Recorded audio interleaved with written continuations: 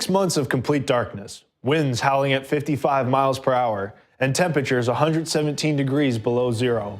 I'm Will Ardros, and in this Commando.com report, we learn what life is like in one of the most desolate places on Earth, the South Pole. The South Pole is literally the coolest place in the world.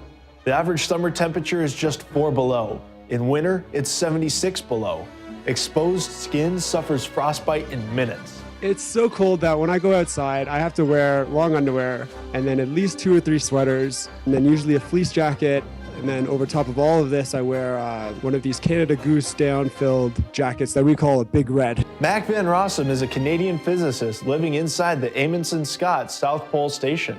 He's part of the Winterovers, a group of 50 scientists braving the 6 months of darkness that is a South Pole winter. He was quite intrigued by that opportunity and to be able to observe the night sky. And that was actually one of the things that drew him to this experience, was being able to see what it would be like to live in darkness for that length of time. Mac's mom, Perry, worried that her social butterfly of a son would break down being isolated from the world for so long.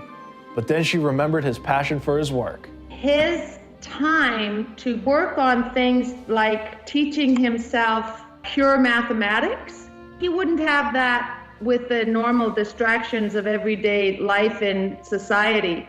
He's working on a project called IceCube. He studies subatomic particles known as neutrinos and their interactions using light.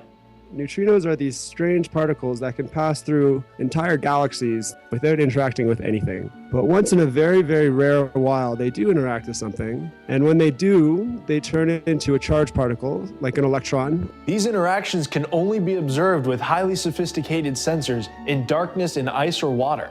The South Pole, in the winter, it's the biggest, darkest hunk of ice available.